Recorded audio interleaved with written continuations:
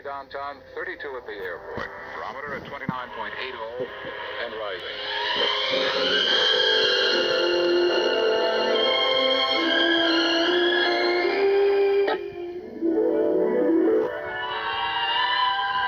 Bright and beautiful music. This is KIXI AM 91, Seattle. It's 10 a.m., 10 p.m. CBS News, no strike against the oil refineries at least for another 24 hours. I'm Jim Kilpatrick reporting on the CBS Radio Network. The Oil Workers Union has delayed for another day a general walkout of its 60,000 workers in the nation's major oil and chemical refineries. The union president had earlier set the deadline for Thursday, but has just announced another postponement. Two mid-air collisions Thursday, one in California between a Golden West commuter airliner and a light plane killing 14 people near Los Angeles.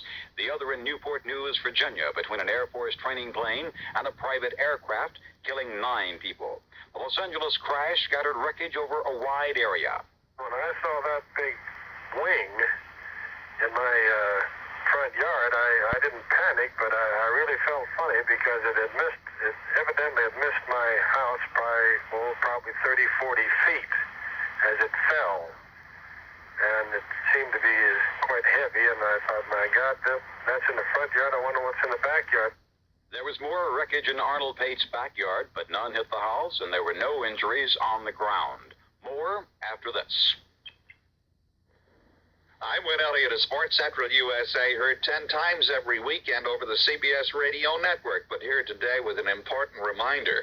Every January, under the Immigration and Nationality Act, each alien in the United States must report his address to the Attorney General. There are some exceptions, of course, like diplomats and persons accredited to certain international organizations, such as the United Nations, but all other aliens must report. It's not difficult. You get a card with which to report from any post office or any office of the Immigration and Naturalization Service. After you fill out the card, put a stamp on the reverse side and drop it in any mailbox. Parents or guardians of alien children under 14 must submit a card for each child.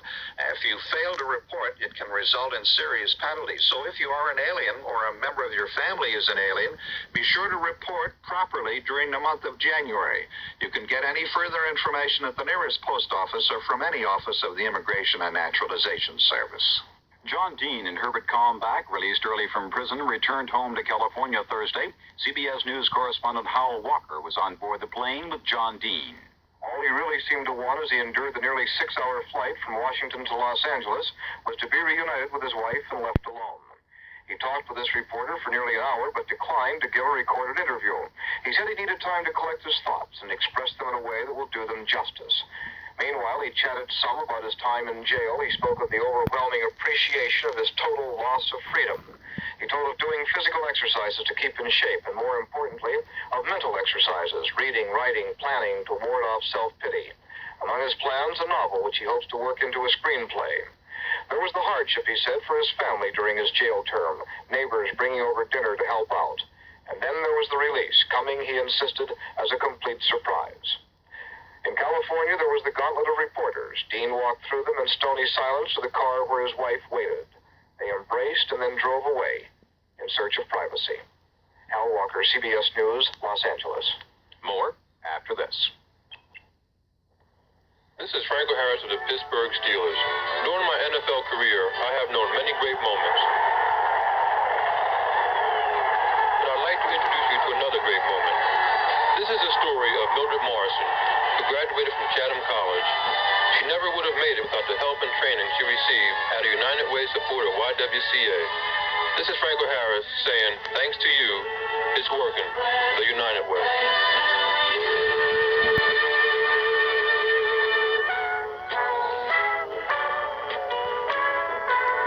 The Marine Corps doesn't offer jobs to women. They offer careers to women. For today's woman, the Marine Corps can be the career corps. Top pay, equal opportunity, equal reward. And you don't have to be one of the boys to get ahead. You can be yourself. A special kind of woman who wants more than a job. A woman who has more to offer. The Senate Elections Subcommittee decided Thursday night it didn't want to be stuck with the hot potato of deciding who would be the junior senator from New Hampshire. The subcommittee took no action and sent the whole matter to the full Senate Rules Committee. Subcommittee Chairman Robert Byrd. It was not necessary to reach a judgment so quickly after today's hearing. We felt that we ought to have more time to assimilate what had been developed. The New Hampshire Elections Committee decided that Republican Louis Wyman won the election, and he wanted the subcommittee to agree. I believe that when the facts of the present situation are fully understood, that your decision should and will be to honor the certificate of my election, even though the majority of my victory was only 2 votes. The Democratic challenger, Don John Durkin, also wanted the Senate to settle the matter. People of New Hampshire are looking to you. And I'm just a bearer. I'm just a bit player on a constitutional stage. I'm the bearer of their petition. They have a problem. Only you can solve it. The full Senate Rules Committee will meet Monday. The Transportation Department has urged the Civil Aeronautics Board to reduce domestic air coach fares by 10% immediately. The department says the lower fares will help combat inflation, improve aviation fuel efficiency, and expand air transportation for the traveling public. I'm Jim Kilpatrick, CBS News. This is KIXI Seattle. The Red Cross is recruiting volunteers from Seattle's North End and East Side communities to help elderly persons through its Aid to Aging program. Special training for prospective volunteers will be conducted January 27th, 28th, and 30th at Red Cross Headquarters, 2515 South Holgate Street. That's 6 blocks north of 6 Stadium. Hours 9 a.m. to 4 p.m. Persons who can help as volunteers are asked to call Aid for Aging at 323-2345. That's 323-2345. Stay tuned now for CBS Radio Mystery Theater as it continues its first anniversary week presentations of Edgar Allan Poe stories. Tonight's tale, Berenice, a woman blessed with a perfect smile that turns into an ugly sneer. Listen as Michael Tolan and Joan Lovejoy star in Berenice next. The CBS Radio Mystery Theater presents...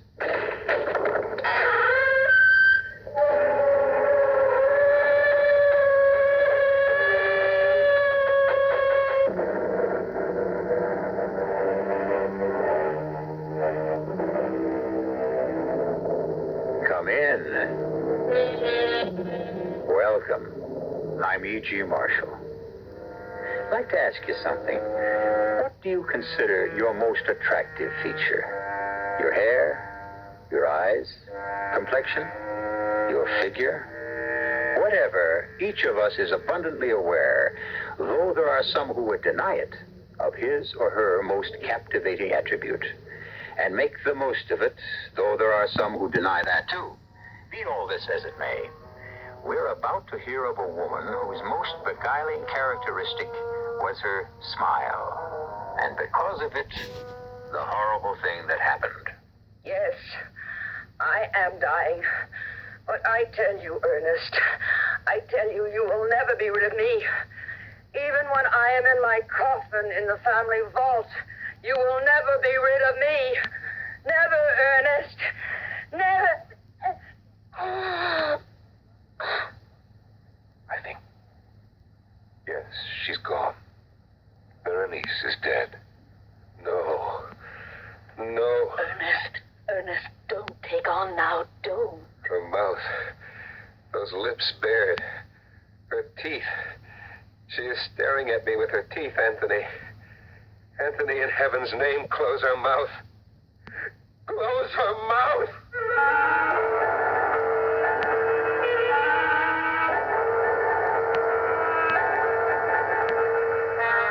Our mystery drama, Berenice, was adapted from the Edgar Allan Poe classic, especially for the Mystery Theater by George Lothar, and stars Michael Tolan and Norman Rose. It is sponsored in part by Contact, the 12-hour cold capsule, and Anheuser-Busch Incorporated, brewers of Budweiser. I'll be back shortly with Act One. Give your hand to a friend. Give your heart to your love. For